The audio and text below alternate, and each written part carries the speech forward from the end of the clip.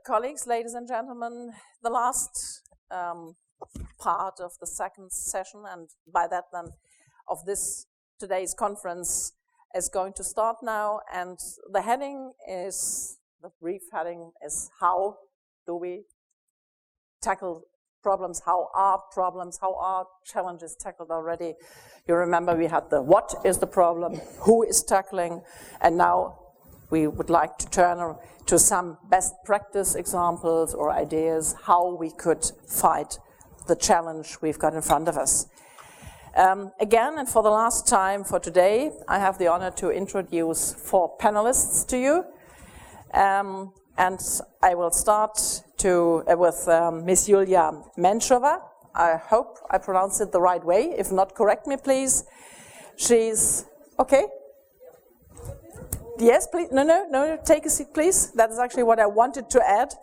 After having told the plenary and colleagues there that you are expert of the Environmental Committee for the city of St. Petersburg, and that you work on environmental policy and action plan development there. Welcome. The second on my list is Mr. John Hanus from JPI Oceans.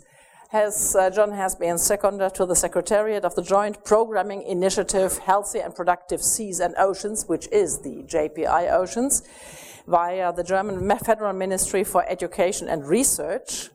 The idea was that he should support cooperation of marine and maritime science in Europe.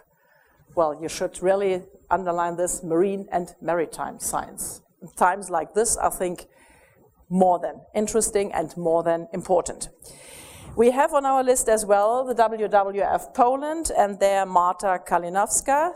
She is working as marine conservation expert in WWF Poland, and has been responsible for the implementation of the project Derelict Fishing Gear retrieval from the Baltic Sea, which is as I feel it, just recalling some developments and some ongoing issues at home, which is in Germany, a particular WWF issue for the time being, I feel. But welcome to us here.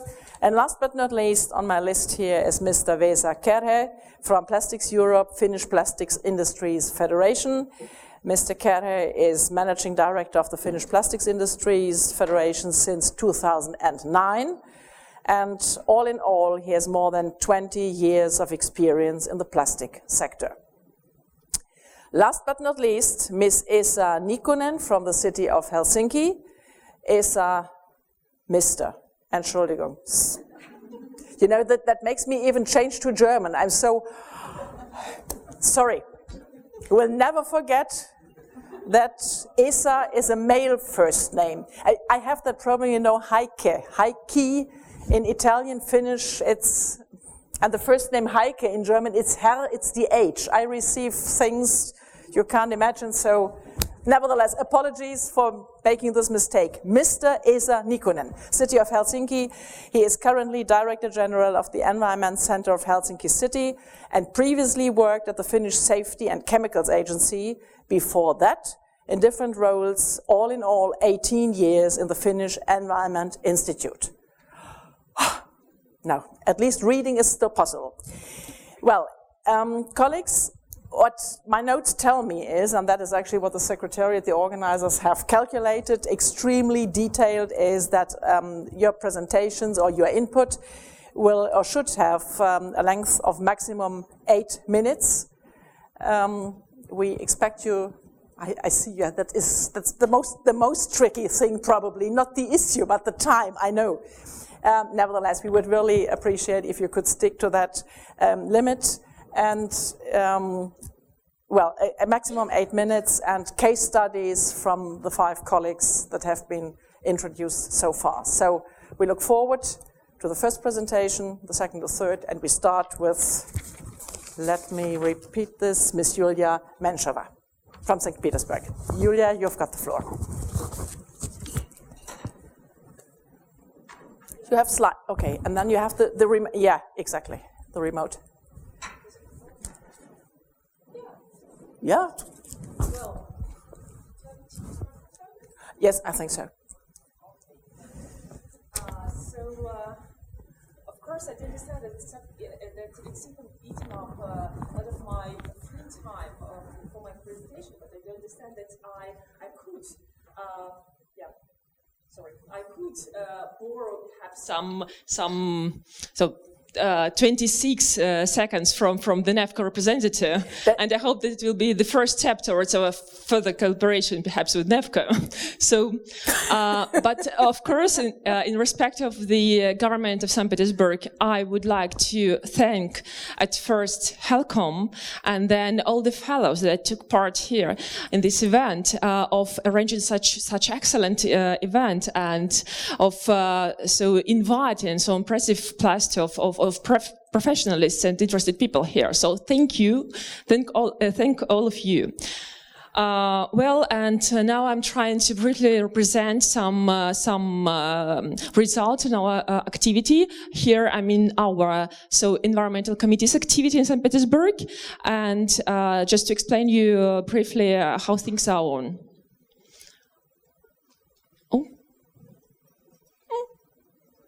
It has worked. No.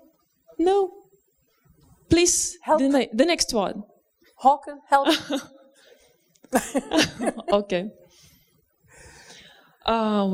Just saving for a time. I can continue, of course, I do understand. Of course you can. Yeah, and hopefully the next time will be very soon.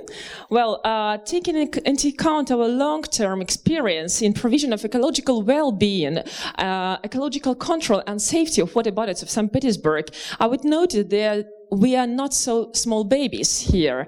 Perhaps I even can name us teenagers or even young adults in this sphere. You see, it didn't matter if marine litter was considered as a Baltic Sea challenge or not.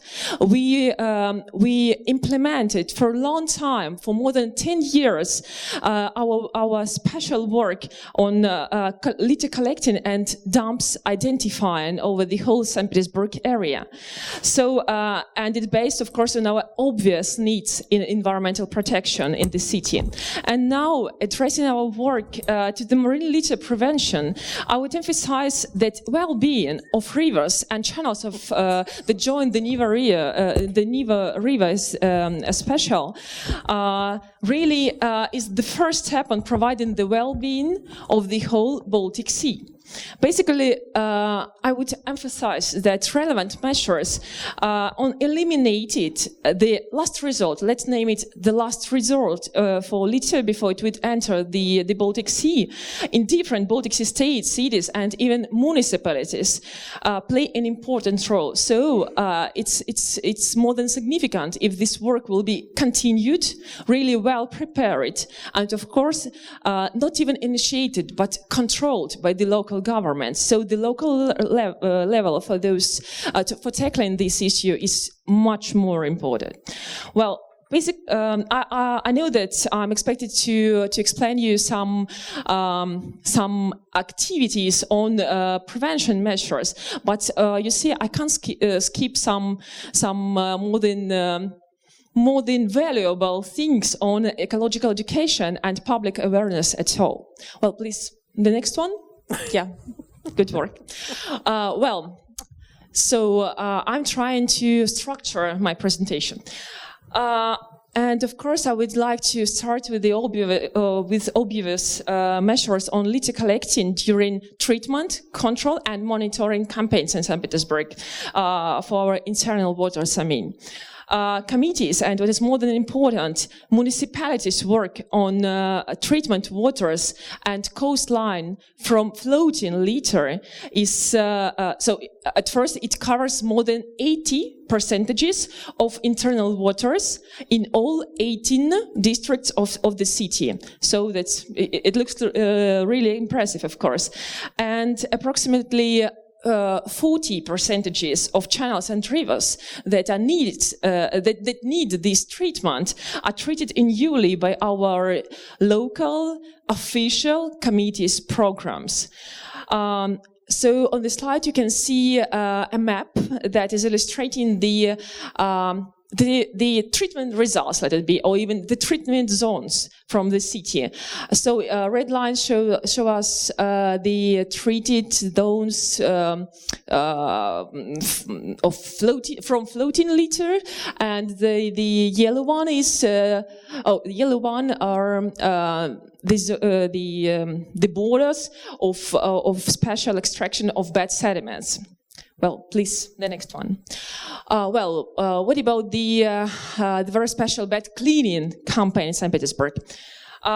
These cleaning activities with this extraction of bad sediments has also a very valuable thing, or even play a very valuable role with extraction of bulk waste from internal channels and rivers, of course. So these bulk waste should be perhaps trail tracks or concrete structure, special ferroconcrete structures, or even timbers and so on.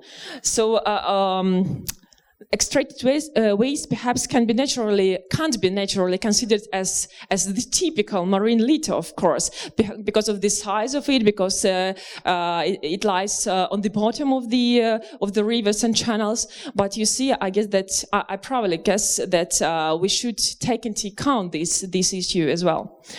Well, the most significant water transport and recreational even arteries of St. Petersburg, such as Moika, Fontanka, Vodna Channel, and so on. So many small channels and rivers of St. Petersburg that join the Neva River were cleaned during last 3 years, also from approximately 9,000 of bulk waste species. Please, the next. Well, now I'd like to stop on our eco-safety of hydraulic engineering structures facilities. So, at first, I need to say that the hydraulic engineering facilities safety is also, of course, a rather important thing or rather important task of the committee's work. Actually, having a name of flood protection, hydraulic facilities have to be treated from litter to provide a controlled flowage. That's an obvious thing, of course. Here, unregistered hydraulic facilities are also under control of littering problem. Basically, the main difference between registered and unregistered facilities are just timely repairing. Very relevant enterprises, but not so regular treatment campaigns. Well, the next, please. And of course, we need to stop on identification and timely removal of illegal dumps during different kind of campaigns, like monitoring or even ecological control campaigns. And here it should be noticed that the main value of these things are to be deep in the problem. So even when baby-sized dumps are controlled and even are under control of the relevant authorities or even private owners. Well, the next one. Well, and perhaps the very unexpected thing for me is our public awareness campaigns, of course. Here, more than important for us was the fact that the year of 2014 was named the year of nature protection, and it means that many ecological activities were implemented during this period, and we hope to extend this list of activities during the next year, on the upcoming year, and even now we are preparing the draft agenda of the next year, and of course you are warmly welcome if you have any suggestions on the international cooperation in any kinds of nature use and eco-safety around the whole Baltic Sea. You are warmly welcome, especially taking into account that we have a special representative from the let it be the local minister on international affairs from St. Petersburg. Well, here here you can show just several photos with our high-level ambassadors, for example, with Mr. Poltavchenko. He's so the governor of St. Petersburg, and Mr. Evisar he's a mayor from Tallinn, who even released into the wild the seals. And now I need to address this message to Bernard. So we have some survival and even happy seals in the Gulf of Finland after these campaigns, of course, and some projects in kindergartens, of course, like wolf waste eater, and so on. So here you can find the upcoming and very perspective, we hope so, activity. The last one, the very last, please. Oh, come on. I need some assistance. Yeah, that's good. The very final, but before I'll tell you, thank you for your patience and for saving some time for me. Thanks a lot. So this is the result, or the awarded poster during the special contest for students and adult people in St. Petersburg. So here you can see the expected, or perhaps hopefully not expected, composition of smelt from the Gulf of Finland. But you see, this is the most pessimistic vision, and especially taking into account that the next month will be the special smelt season in St. Petersburg. I get that now, taking this chance, I could invite all of you just to come to St. Petersburg and double check if it's a real test of this smelt or not. Hopefully not. And the very final word is that, of course, we need to be not mindful, but mindful. Yeah, thanks. Thank you. Thank you, and approaching you is just to save some time for colleagues, who are also burning to get the floor. John, you are the next, telling us some secrets about the JPI Oceans initiative. Yeah, thank you very much, and thank you very much for the invitation to speak here. I'm conscious of the time, so I'll start straight away.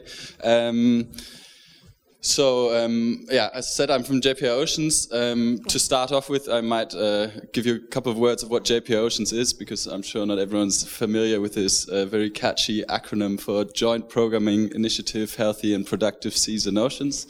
You can see it's a EU initiative. It's an intergovernmental strategy process where the research ministries of the European member states cooperate to finance marine research. So it's really an integration of so all member states and associated countries of the EU are part of it. We try to coordinate the national research investments into marine research and fund research around common priorities. At the moment we have 22 participating countries. You can see we're covering all European sea basins. We have almost all sea bordering countries on board. Latvia is the obvious one missing at in the Baltic Sea. And we have the European Commission is also a partner and non-voting member. As I said, we've got the ministries and the agencies responsible for research funding. So why am I here today? Plastic in the marine environment is one of the priorities of the European countries where we cooperate in marine research. We've heard a lot about today already about the need for more research, the need for more understanding of the scientific issues underlying microplastics and their behavior in the marine environment. And this need has been identified. One of the big problems is that we have many different research methodologies at the moment. We sample microplastic particles in completely different ways, so we have a lack of comparable data, which means we can't fully understand the scope of the problem. Secondly, we don't know that much yet about the effects plastic particles have on the marine environment, on marine organisms, on marine ecosystems. Therefore, 10 European countries, which you can see here at the bottom, have decided to launch a common research program around microplastics. 2 Baltic Sea states are there. We have Germany and Sweden who've been involved in this. Concretely, we have We've launched a joint activity with the objective, on the one hand, to harmonize and standardize research methodologies, to find out more about how we quantify and identify plastic particles in the marine environment, and to understand their effects. The implementation, we've gone through a number of steps. I think the only important thing is, and we've launched a joint call for proposals, number 4, in which we've invested now 7.5 million euros into 4 research projects in microplastics. And I'm now going to give you a quick overview about what these 4 projects are doing. All of these have just started in the beginning of this year.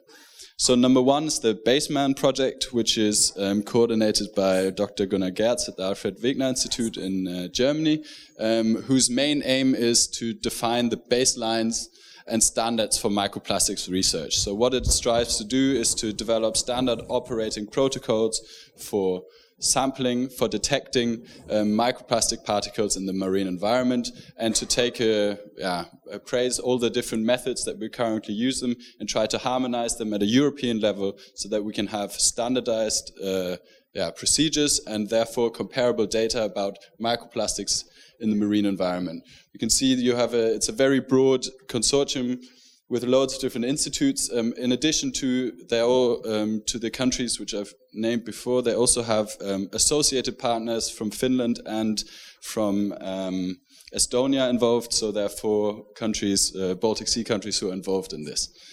The second project is the so-called WeatherMIC project. We've heard before, Kaiser mentioned that there's one of the research needs is we have to understand how microplastic particles change over time, how their toxicity changes, how their effects on marine environments changes once they degrade and have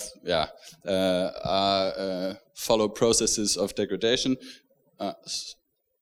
And so the main aim of this project is to try to understand how particles change over time, how their effects change over time, and where their fate in the marine environment really ultimately lies.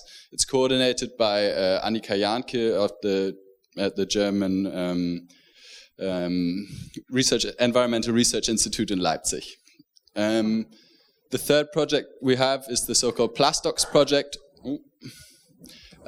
which looks at the direct and indirect ecotoxicological impacts of microplastic particles on marine organisms. In particular, it looks at how particles react together as well with other pollutants, such as persistent organic pollutants, which often are attached to microplastic particles, or particles act as vectors for other toxic substances, and to investigate how they are ingested by marine organisms, how they're taken up the trophic food chain, so how different parts of the food chain are affected by these particles, and how they might ultimately end up in the human food chain, and which effects are associated with them. The fourth and final project is the so-called ephemera project. It as well looks at the ecotoxicological effects of plastic particles on marine systems. It looks at how they're taken up, how they're distributed, and where they ultimately end up. These plastic particles, how they are taken up in higher food chains, and how they will in the end affect our seafood consumption as well. So these 4 projects together really try to further our understanding of how we can measure and detect microplastic particles, and that way try to establish European protocols so that we can monitor these and make recommendations for how to best monitor these particles in the marine environment, how and what effects they have. So I think they together can help to inform the policy making on plastic, on marine litter. As this session is convincing others to follow, I just want to say a few things on the future, what we're doing in this. So we've heard already before that the marine litter has been a topic of the G7. The G7 leaders in the last year passed the Environmental Action Plan, which addresses a number of issues.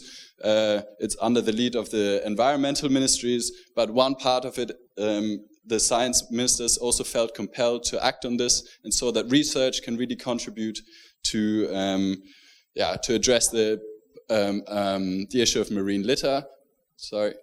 Therefore, the G7 science ministers have also taken up the issue. They've made a specific reference to the activities under JPI Oceans of trying to standardize research methodologies and looking into the effects. And we are now in discussions with our international partners of whether we'll be able to broaden our research activities and bring it from a European to a more global scale. In conclusion, we really hope that these research needs which you identified today, that our projects, the 4 projects that we're funding, can really contribute to further the understanding, and that they can help you as well and HELCOM to implement activities to reduce marine litter and to regulate for it. So I would invite you all to get in touch with our research projects with the coordinators. I can provide you with more detailed information on each of the projects, and I hope we can have greater cooperation in the future. Okay, thank you very much. Thank you, John, for this JPI, for this, again, European touch for our meeting here, for our conference. Next is then please Marta Kalinowska from WWF Poland, and you will probably, or not probably, you will tackle the issue of, fisheries contribution to marine litter. Yes, thank you, Heike. Well, I would like to thank you for HELCOM and the HELCOM Secretariat for the invitation to present our initiative in derelict fishing gear removal and remediation measures. At start, I just would like to mention that our WWF Polish office forms a part of a bigger team, which is Baltic Ecoregion Program, consisting of the offices from all around the Baltic Sea. And we have very strong representation of our colleagues from offices from Sweden, Lithuania and Finland today. So I am just speaking more on the behalf also of the whole program for the Baltic Sea conservation. Okay. First, why do we work with derelict fishing gear? We have decided to tackle this problem. First of all, because of the bycatch of fish, marine mammals, and birds, which has been proven to be form from 20% to 6% of the initial fishing capacity of the lost net. There is also the issue of uncontrolled release of microparticles of plastic and some hazardous substances contained in the fishing gear, coming out from, for example, oil from the engine of each fishing vessel. Yes, this is also the matter of danger for divers and for this specialist tourism, which is diving, which also has been seen some cases of accidents. Why WWF decided to work with fishermen? Well, first of all, because of the best knowledge and practical information on where this ghost nets could be located. Yes, so that is why in the frame of our project that was led last year, in cooperation with many fishermen in Poland, we invited many fishermen to the group of experts that was deciding upon the locations of the dragging and searching operations. The second thing is this practical approach that fishermen have regarding the methodology of how to search for nets and what device should be used in different weather conditions in in different seabed conditions. And the third thing is, of course, the link to other fishermen and to raising awareness of other fishermen, which could be like the link to our title of this panel, which is convince others to follow. This is the searching device that was used in the project last year. And it was constructed in cooperation with fishermen. As you can see, these big balls, round bobbins are to maintain the weight, so that the dragging device could be close to the sea bottom, and then there are some hooks at the ends, so that could catch of ghost nets. When it comes to the effects of our action last year, of our project organized together with the Fish Producers Association from Kołobrzeg in Poland, with cooperation with 100 fishing vessels from the whole coast from the whole Polish coast, we managed to retrieved 268 tons of derelict fishing gear during 14,000 hours of sea operations, and it was searching and dragging operations at the locations that were previously agreed by the group of experts. We also tested the radio frequency identification method to mark fishing gear to be able to identify the gear owner in the future. And those effects of this project last year led us to the new some kind of prolongation, but the expanding of our initiative to other Baltic Sea region countries, which would be also to Sweden, Estonia, and Germany, because we have partners from Simrishamn municipality in Sweden, which is a lead partner of the Mare Lead Baltic project. We have 2 NGOs, Keep Sweden Tidy and Keep the Estonian Sea Tidy, as well as 2 offices of WWF in Poland and in Germany. We also have in partnership the Association of Fish Producers from Poland and the Maritime University in Szczecin. So we also have a representation from the scientific field. Yes, so I do not have time to talk about each work package, of course, but I would like to focus now on the work package 4, which is utilization, which would be coordinated by WWF Germany, also with some help from the Keep the Estonian Sea Tidy.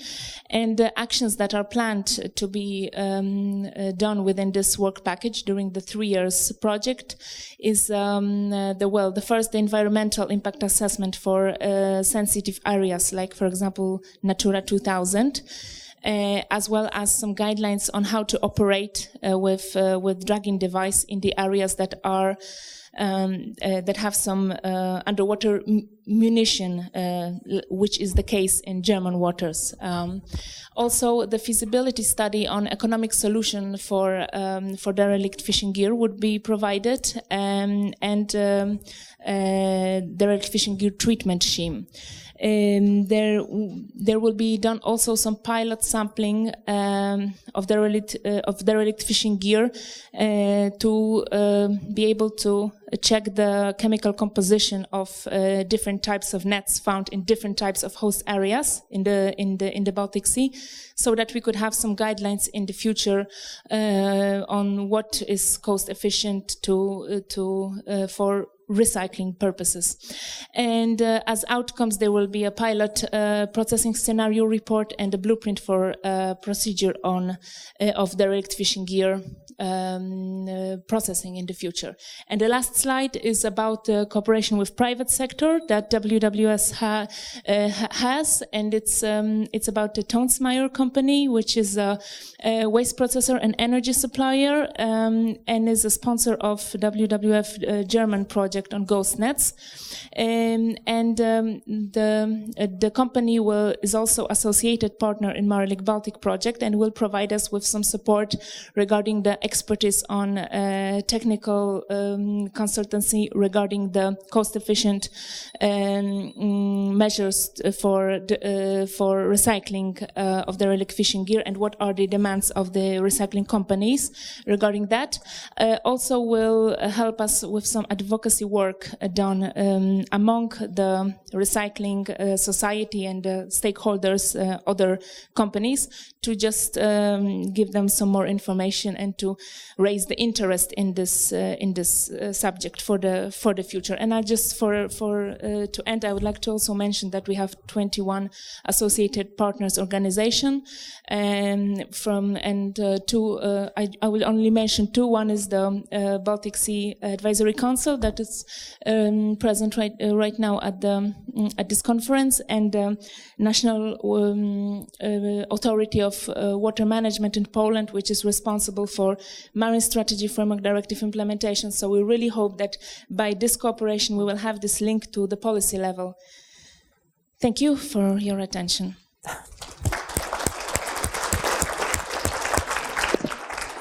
We thank you, Marta, and would like to invite now Mr. Vesa Kärhä.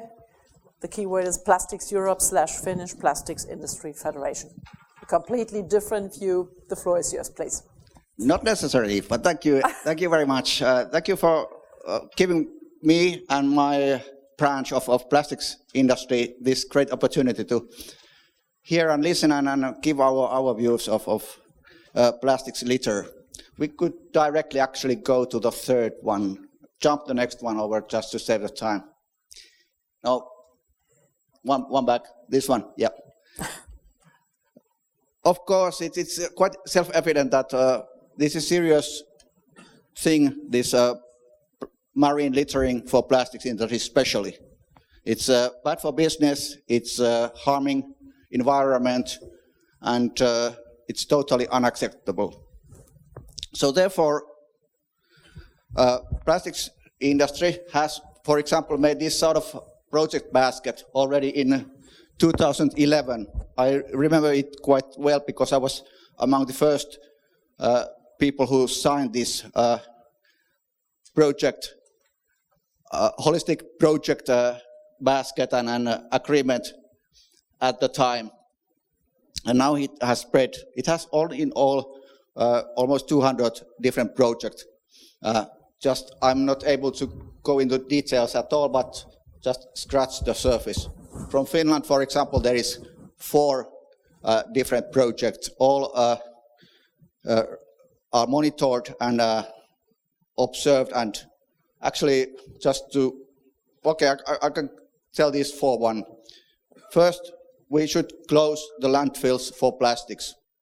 This was decided 2011, and it's now done. In January this year, legislation says that plastics is not allowed into landfills. We have to build great facilities, state-of-the-art facilities, to take care of waste. And transition period is still on, but practically there's a landfill ban for plastics waste in Finland. Okay, that's done. Next one, we should collect waste so that we don't litter more. So this task was titled like pulling more advanced collection systems into market. And there we had business interest as well. We can make some very intelligent collection systems, bins, cross-wrapping, and also compressors came afterwards. Okay, engineer inside me is waking up. Number 3 in our Finnish national project to this global basket was to join and develop the pellet laws action. But we did it the national way. We tailor-made it. We didn't find this very, as such, it wasn't very motivating for Finnish entrepreneur, the plastics converter. So we made own modification. It's freely translated hunt of pellets. No pellet will get lost from us. It's some raw material that we buy, so there's no sense at all to throw that away. I'm a bit surprised how still big numbers Commission can find those pellets in wastewaters. I have to check that one too. And then number 4 was this separate collection of plastics packaging, which is a bit delayed, I must say, a half a year late. But the sorting plant is ahead of schedule. So hopefully they will meet each other this summer. Okay, that's about just to give you a taste of few projects that we are running here. And now, present situation, where are we now? We are in 3 minutes, 40 seconds. It has been a good discussion, a little bit criticism here that data and studies are not perfect. They can never be perfect. We have to act before. And that's always been our leading line in this litter campaign and a litter fight. And I was very happy here today to notice that also, not only Finland, but many other countries around Baltic Sea are really and honestly doing good new facilities, closing landfills as we are, and things are going better. I've been here in this business almost 30 years, and the childhood memories of stinking landfills in Finland are now memories that we don't miss at all. Okay, pellet loss action and material efficiency. That I already was talking about and telling about. And that is something that we can directly do and influence immediately. So that's one crucial point that makes it very efficient, although it's not like a solution for all plastics litter around at all.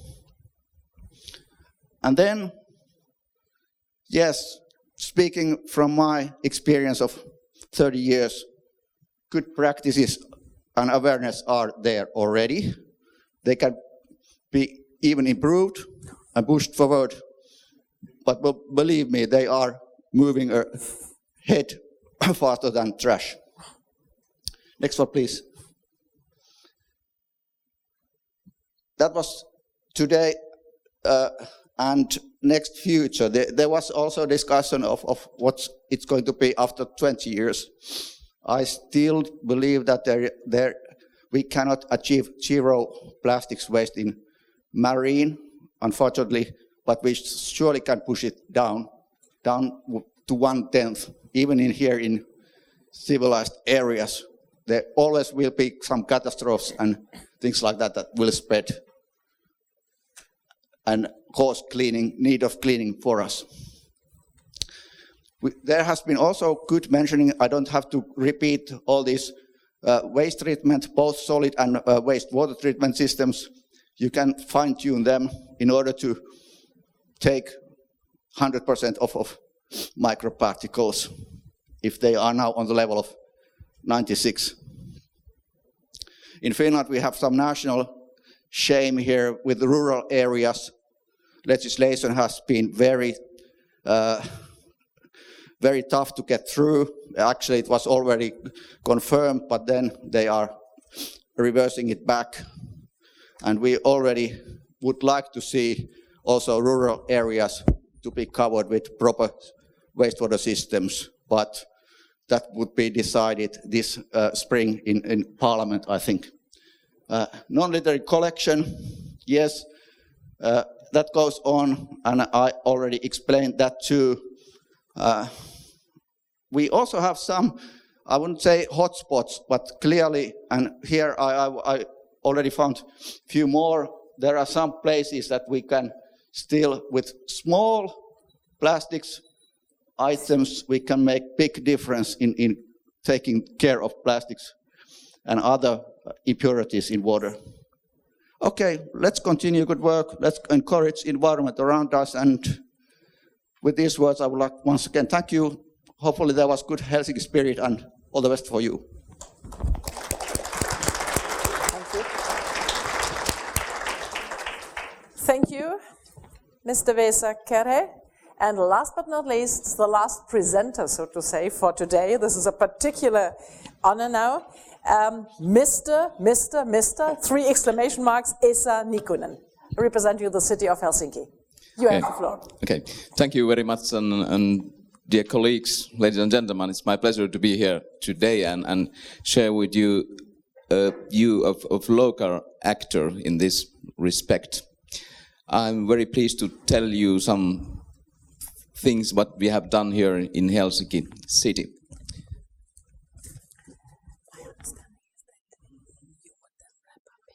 Yeah, as you know, the Helsinki is by far the largest city in Finland. We are located in the coast of Baltic Sea, and we have a population of over 1.2 million inhabitants in the metropolitan region of Helsinki. The sea is very important for Helsinki. It's due to geographics partly. We have more than 500 square kilometers of water areas in the city. It's much more than we have land. We have only 200 square kilometers of land, but 500 square kilometers sea. And we have also got 300 islands in the city, which is quite a high number. This is perhaps the reason why Helsinki has taken the protection of Baltic Sea very seriously already for a long time. 9 years ago, the mayor of Helsinki, Mr. Pajunen, together with his colleague in Turku, decided to make an action plan to protect the Baltic Sea. And we also launched, together with Turku, the Baltic Sea Challenge Network to encourage different organizations to participate in the work by voluntary basis to protect the Baltic Sea. They committed to do something extra that is not required by the legislation itself. And now this network has over 200 national and international partners, both public and private, and we are of course very pleased to that result. The work done by Helsinki Commission is of course very highly appreciated by Helsinki. But as you all know, sometimes the negotiations between countries and governments are quite complicated and take quite a long time.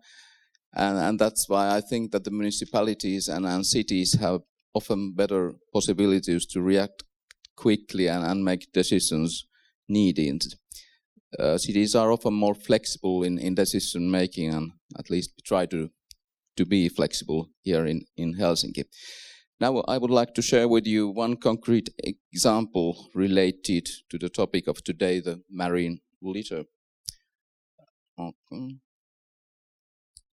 Yes. Last year we published a report which was the first study on underwater macro litter, and we made it by diving. We had some brave researchers who went under the water and dived in 4 places in Helsinki, and they were looking how much and what kind of litter they found.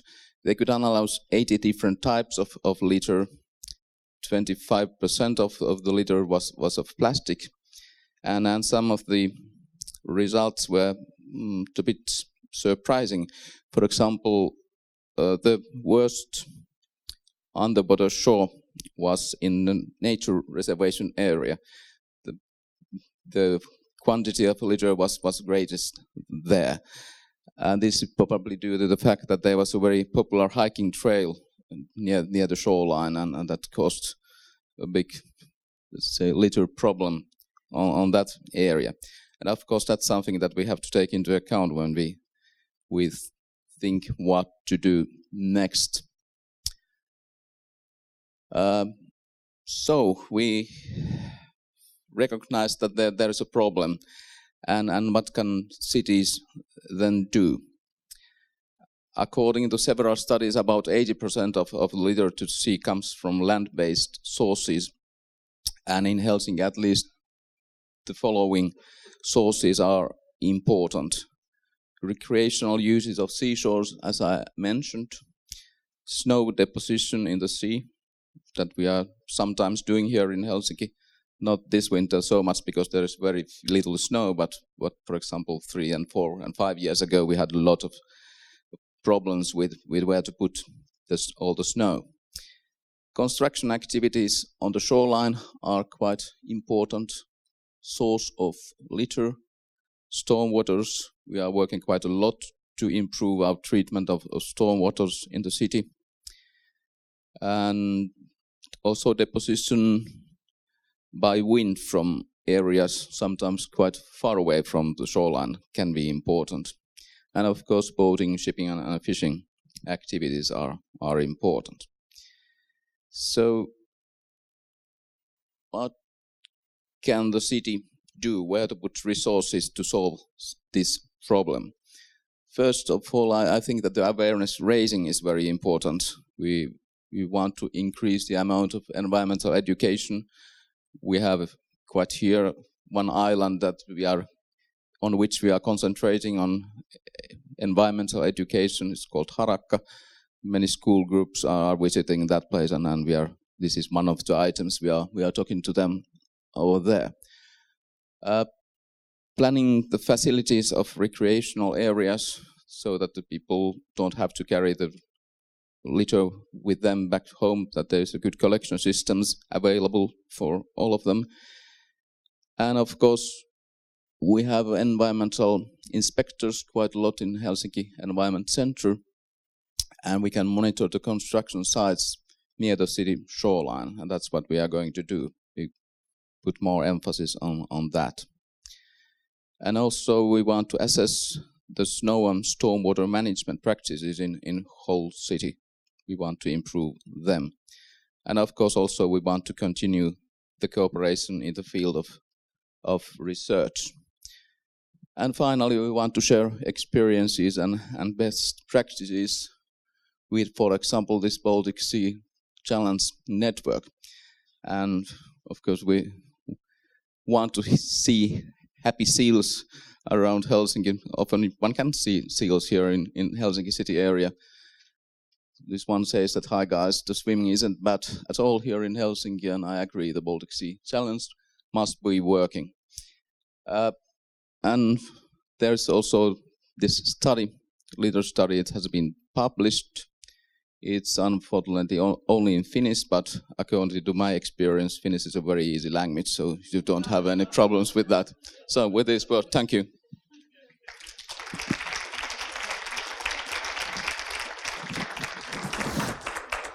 Well, thank you, Mr. Esa Nikunen, for this last presentation, as I said.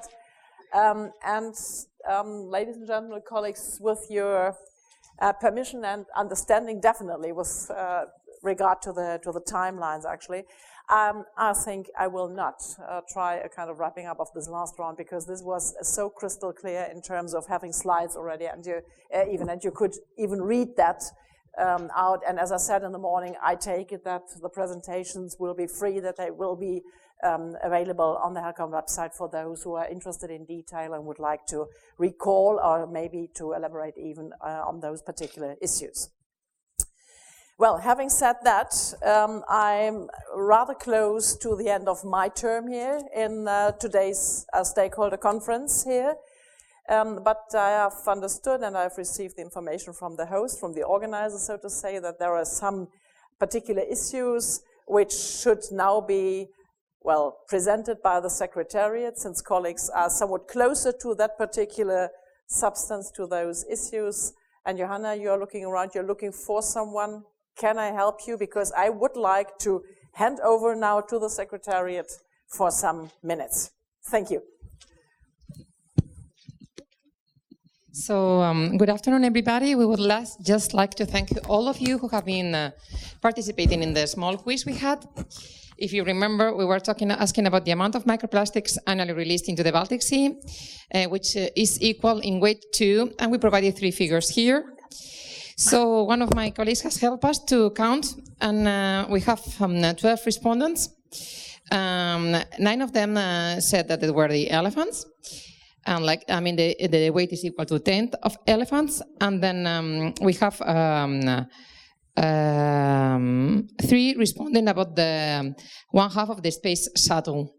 So I have to admit that the correct ones are just these 3 people, because the correct figure is 37 tons, and of approximately, of course. And then we have the pleasure to announce that Matthias Malgas was the winner today. So please, Matthias. The commission. So this is a small gift for you. Thank you very much. It wasn't fixed. No, it was not.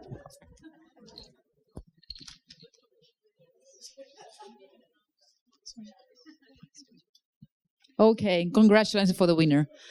So next, please, may I welcome the Vice Chair of HELCOM, Mr. Urmas Lips, for some concluding remarks. Thank you. I was asked in the morning that I should wrap up this discussion today, and I tried to write down everything that you have said. That finally I would like to come up with just 7 points. And sorry if not all your talks are reflected here. But first of all, what we learned today is that the problem exists. The marine litter problem exists. And I think it was not surprising for me that the problem is very diverse. It's diverse in sense of sources, pathways, impact. And if you would like to do something, you have to be very concrete. That what actually industry or what subject you try to tackle. But what I learned also during the morning session, not during the last one, but in the morning, that quite a lot of examples to actually highlight the problem were from somewhere else, not from the Baltic. And this is actually something that we shows that we still have quite big knowledge gaps. What is actually the problem, and what are the ways of solving those problems in the Baltic? It means that just monitoring and research is needed. And if we say that research is needed, then we shouldn't have the projects that are tackling all problems at once. We have to be very specific, because the problems are specific and diverse, and the impact is very different. And maybe in the Baltic something is very different from that, what is outside or at some other places. But still, I think the conference is convinced that we need immediate actions, and we have to have some preventive measures to tackle the actually battle the litter problem in the Baltic. And we should see here not just HELCOM actions. We have to link all kind of actions from global, from EU or Commission side, regional ones, HELCOM, and the national ones.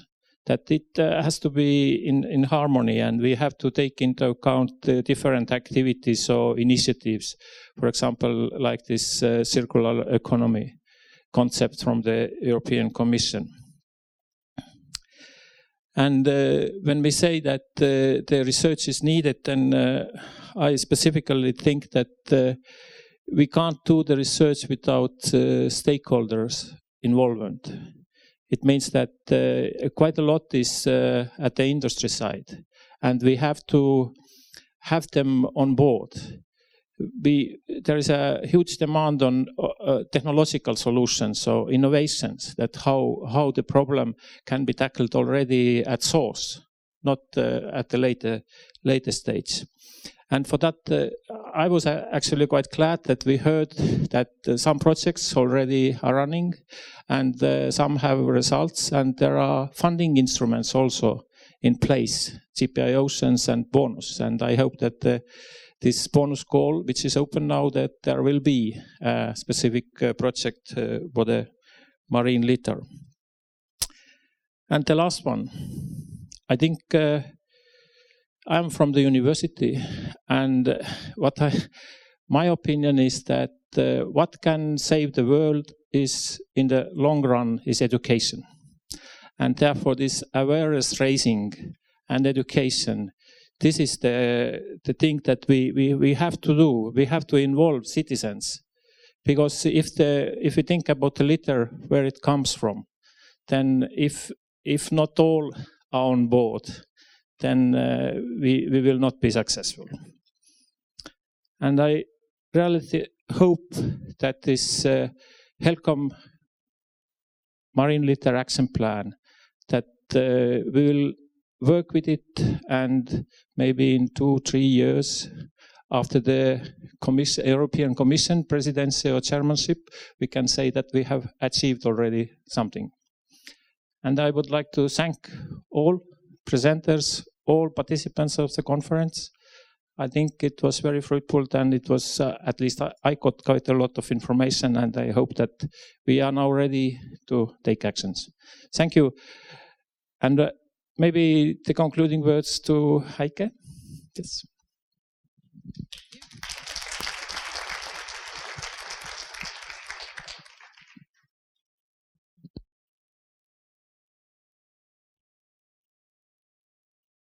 I put it off, so for the last.